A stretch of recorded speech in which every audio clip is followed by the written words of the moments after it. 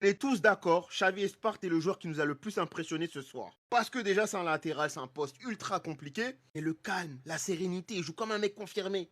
Il joue comme un joueur qui joue dans l'équipe A. Donc tu voyais beaucoup de petits paniqués. Même des Bernal et des Casado, ils devaient paniquer dans ce match-là. Lui calme, il oriente le jeu, il change de côté. Il essaie même de créer. Des fois, on dirait un milieu. On dirait un latéral avec des caractéristiques de milieu. J'ai aimé. Honnêtement, j'ai aimé. En doublure de Koundé, pourquoi pas? Pourquoi pas l'année prochaine? Moi, j'avais eu l'info comme quoi c'était soit un joueur comme Xavi, soit c'était un joueur comme Hector Fort que le Barça garderait l'année prochaine. Ah bah moi, franchement, il m'a convaincu. Je sais pas vous, moi, il m'a convaincu. Koundé, Baldé, j'espère que vous avez vu. J'espère que vous avez vu. C'est trop tôt, c'est un match de pré-saison. Il a quand même fait des petites apparitions l'année précédente. Mais dans tous les joueurs qui est sur le terrain, c'est l'un vraiment qui m'a montré que potentiellement, je le redis bien, il a des choses pour aller en équipe A et jouer vraiment. Je sais pas ce que vous en pensez les gars, on le met dans l'équipe A ou pas? Deco et Laporta, je sais quelle idée vous avez en tête. N'y pensez même pas. Je vous préviens, Deco et Laporta, n'y pensez même pas. C'est pas parce qu'on galère à recruter un neuf, parce que Kroupi n'est pas à vendre, Joe Pedro n'est pas à vendre, Alvarez n'est pas à vendre, et que aujourd'hui Abdelkarim a doublé face à une équipe de Championship en n'ayant joué que au Barça Athletic. Je ne veux pas entendre qu'on n'a plus besoin d'un neuf, qu'on a déjà le neuf. Laporta et Deco, je ne veux pas entendre ça. Je veux pas que la doublette la saison prochaine ce soit Ferran Torres et Hamza Abdelkarim. Lui qui est buteur sur penalty aujourd'hui. Franchement, penalty très bien tiré. Et renard des surfaces après une frappe de Rooney Bardi. Honnêtement, il a l'air intéressant et surtout, c'est un profil qu'on n'a pas. De me dire encore une fois qu'il a été appelé avec l'Égypte en ayant disputé 0 match avec le Barça, en ayant joué que des matchs avec le Barça Athletic, il a disputé des minutes en Coupe du Monde. Maintenant, est-ce qu'il va rester en équipe première? Ça, je ne sais pas. Ça dépendra de notre mercato, c'est pour ça que j'ai déjà averti Laporta et Deco. Laissez le petit évoluer. Mais en tout cas, on sait juste que c'est un vrai neuf. Ce type de profil commence à se faire de plus en plus rare. Sinon, vous les gars, vous en pensez quoi? Ramenez-vous sur l'importance, on est.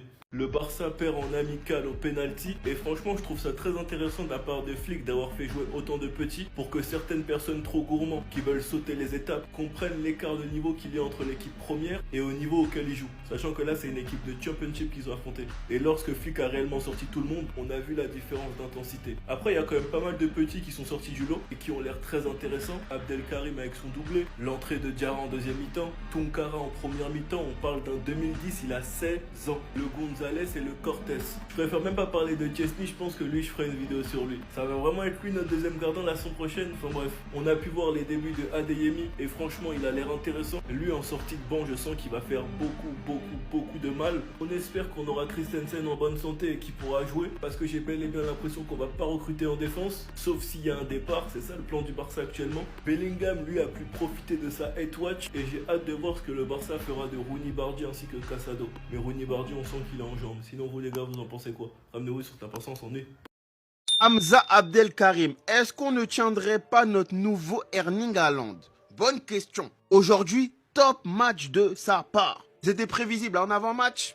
Je le sentais qu'il allait marquer, mais il nous a fait mentir. Il n'en a pas mis un, mais deux. Un Bernal qui vient lui donner ce ballon-là. Dos au jeu, il est bon, hein. Franchement, il provoque son penalty. Et derrière au caractère, il le prend, il le place, il le tire parfaitement. Ça ne s'est pas arrêté à là. L'histoire était déjà belle. Non, en renard des surfaces sur cette frappe de Ronny Bardi, la lecture du jeu. Il suit l'action, il reprend, il marque en renard des surfaces. C'est pas un excellent but, c'est pas un beau but, mais c'est des buts qui comptent. En termes de résumé sur Hamza Abdelkarim, on est déjà pas mal. Maintenant, la grosse question, la grosse interrogation, c'est si on ne trouve pas de numéro 9, est-ce que vous êtes pour ou contre laisser l'avenir à ce poste-là à un joueur comme Hamza Abdelkarim? Avec bien évidemment un Ferran qui sera devant dans la hiérarchie, mais en second rôle, un Hamza, ce serait peut-être intéressant. On l'a vu, le football, il n'y a pas d'âge. Donc, qui sait? Après Eto'o, un autre joueur africain à ce poste-là, peut-être bien que c'est cette année.